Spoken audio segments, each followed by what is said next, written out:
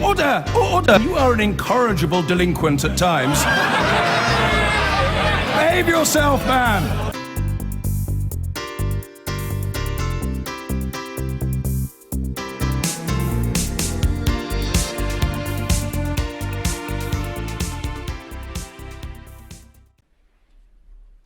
ISIL and its Western fighters now represent one of the most serious terrorist threats we face.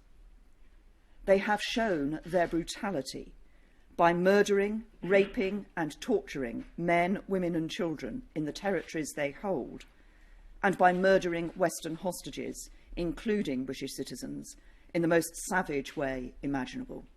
Their sophisticated use of the internet and social media means they have a significant propaganda reach right across the world. And there is evidence that, as well as inspiring many young Muslims to travel to Syria and Iraq to fight, they have given energy and a renewed sense of purpose to subversive Islamist organisations and radical leaders in Britain. So the threat ISIL presents to us is clear and it is serious. But it is not the only threat we face. There is Boko Haram in Nigeria, Al-Qaeda in the Arabian Peninsula, in Yemen, related organisations in Libya, Al-Shabaab in East Africa, terrorist planning attacks from Pakistan and Afghanistan, and homegrown extremists who've been radicalised here in Britain.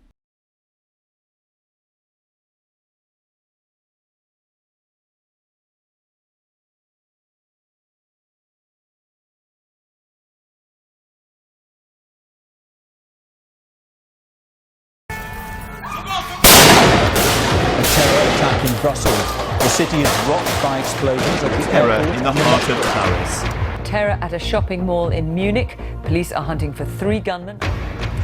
84 people are dead and many injured after a terror attack in southern France. These appalling attacks are fresh in the memory, but we wanted to get a sense of the longer historical view. Has 2016 been a particularly bad year for terrorist attacks, or does it just feel that way? Well, our reporter, Simon Mabin, has been on the case. What have you found, Simon? Well, we've been working with colleagues from Radio 1 Newsbeat and BBC Monitoring to try to count the terrorism deaths in Europe in 2016. To compare them with the historical record, we've used the University of Maryland's Global Terrorism Database. It's the most comprehensive set of terrorism data out there. But it's not as simple as just counting the number of deaths. Both we and the Global Terrorism Database need a working definition of terrorism, which is, of course, a controversial word. There certainly is a lot of disagreement over what should be included in a definition of terrorism. Dr. Erin Miller runs the Global Terrorism Database. This is the short version of the definition they've settled on. Terrorist attacks are acts of violence by non-state actors to achieve a political, social, economic, or religious goal through fear, coercion, or intimidation. That's already complex enough. What counts as a religious goal? Who exactly is a non-state actor? Applying the theory in practice isn't easy. The real world is a much more complicated place. Take that attack in Munich we heard the headline about earlier. While early reports said there were 3 gunmen, there was in fact only 1, and attacks that are carried out by unaffiliated individuals are notoriously difficult to classify because individuals are complex and they do things for all kinds of reasons. The attack in Munich is one of those. While the German authorities have ruled out links to IS, the killer reportedly shouted anti-foreigner insults during the attack and was obsessed with the right-wing extremist Anders Behring Breivik. On that basis, Dr. Miller says, if she had to make the call now, she would include the attack as a borderline case of terrorism. But in fact, she wouldn't make the call now. The Global Terrorism Database team waits several months before they publish their data, meaning that Dr. Miller's team are able to factor in new information that might come to light long after an attack. That's why they have yet to release any data for 2016. And that's where we come in, trying to fill that gap by doing our own estimate, although we need to acknowledge it is just a provisional figure. The terrorism database process is much more thorough and it takes more time. All that said, we do have a number for you. Well, we have 2, actually. One is for Europe as defined by the BBC News website, which means including countries like Georgia, Azerbaijan and Turkey. And the other is for Western Europe, leaving out Turkey and the former Eastern Bloc countries. Looking at that first, broader definition of Europe, we estimate that between January and July there were 892 terrorism deaths. That makes it the deadliest first 7 months of a year in more than 2 decades, since 1994. So on that measure, 2016 has been a pretty bad year for Europe. But it turns out including Turkey in your definition of Europe has a big effect on the number you get. That's because of those nearly 900 deaths, 726 were in Turkey. About half of the terrorism deaths in Turkey came in attacks by pro-Kurdish and left-wing rebel groups, who usually target soldiers or police. Another major factor behind the number for Turkey, accounting for more than a third of the deaths we counted there, is last month's attempted coup. That might not be what springs to mind when you think of terrorism, and certainly some would question the idea that the attempted coup was terrorism. But it was an attempt to achieve a political goal through coercion, and Dr. Miller says that by rising up against the government, the people behind the coup attempt became non-state actors. So, it falls within the Global Terrorism Database's definition. If we focus on Western Europe, though, we get a different picture. In Western Europe, our estimate is that there were 143 deaths in the first 7 months of the year. That is indeed a bad year. But it's not the worst. There have been other years with more deaths in the first 7 months, and most of them were in the 1970s, as Dr. Miller explains. The 70s and 80s actually was the time period where there were the most terrorist attacks in Europe, and of course the conflict in Northern Ireland with the Irish Republican Army, the Basque Fatherland and Freedom Group in the Basque region of Spain and France, and there were a number of extreme left-wing groups in other parts of Europe. And so I do think it's a mistake to forget about that and assume that we're just in this never-ending downward spiral, which is certainly not the case. We also wanted to compare the number of deaths in Europe with the rest of the world. Let's take 2015, the most recent year for which the Global Terrorism Database have published figures. They counted just under 1,500 deaths in Europe. In the whole world, they counted more than 38,000. So, the number of deaths in Europe accounts for less than 4% of global terrorism deaths. If you look at Western European countries, it's about 0.5%. That global total is slightly down on 2014, but the last few years have been worse than ever for global terrorism. Every year in the past 4 years has seen more deaths than any year before that period. And the vast majority of these attacks do take place in a very small number of countries. So in Iraq, in Afghanistan, in Syria, in Nigeria.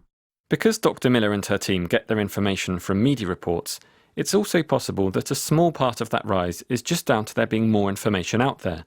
The spread of technology means information is easier to come by than it was in the past. So in a nutshell, we think that globally, terrorist deaths have been at historic highs in recent years. But if you focus on Western Europe, 2016 so far hasn't been as bad as the 1970s. And we should bear in mind that while the trends aren't very encouraging, terrorism is still a very unusual threat. We've been speaking to Steven Pinker. He's a Harvard psychology professor whose book, The Better Angels of Our Nature, looks at historical trends in violence. For all the fear that terrorism generates, you're almost certainly going to die of something else. In Western Europe in 2015, there were 175 deaths from terrorism. But looking at recent annual data on other deaths, 4,000 people were killed in ordinary murders, 19,000 people were killed in car accidents, and 126,000 people were killed in accidents of all kinds, including falls and overdoses and fires and so on. Zooming out to look at the long-term trends in violence, Professor Pinker says there are reasons to be cheerful. Terrorism is kind of small potatoes compared to all the other ways in which people kill each other. And if you look at the trends for homicides, those have been going way down.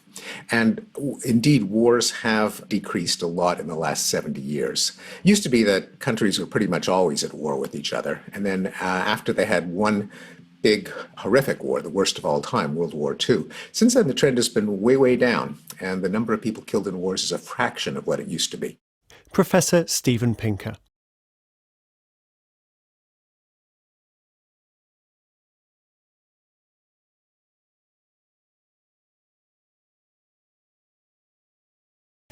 Theresa May has said continuing to collect bulk communications data is the only way to protect the UK. A review of security legislation says there is no practical alternative to the interception tactics used by the security services. Well, Sky's political correspondent Tamara Cohen is Westminster. There'll be quite a lot of people who will be criticising the Prime Minister on this. Yes, these are the powers that the Prime Minister, as Home Secretary over the last few months, has wanted to give to the security services, which they say they must have in order to keep people safe. And one of the most controversial aspects of these powers is bulk data, essentially collecting information on all the websites people have visited over the past 12 months. Now, Theresa May, when this was going through the House of Commons, asked for an independent review of these powers and whether the security services found them as vital as they said they did. And this review by David Anderson QC has essentially supported her position. It's found that bulk interception, collecting all the data on websites people have visited, which builds up quite a big picture of their lives, including their location, is of vital utility to the security and intelligence agencies. They say without the use of bulk interception, it is highly likely in a hostage case in Afghanistan that one or more of the hostages would have been killed before a rescue was attempted due to the information they found. They also said the bulk acquisition of communications data, so essentially information from emails that we've sent, communications online, have been crucial in a variety of fields, including counter-terrorism, counter-espionage and counter-proliferation. So they say that David Anderson says there's a proven operational case for using these tactics.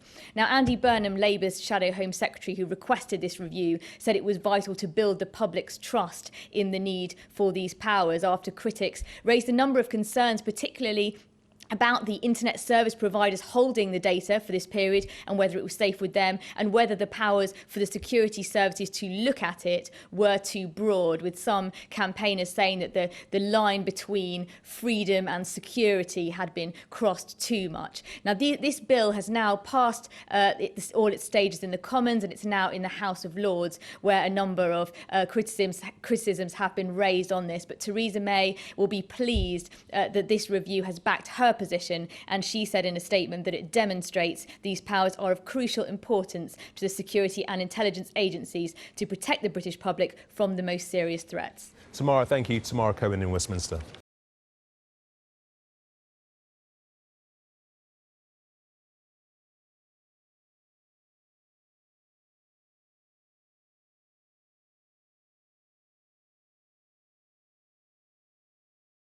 And let's actually work on the basis of the facts rather than speculation. And let's actually work on the basis of the facts rather than speculation.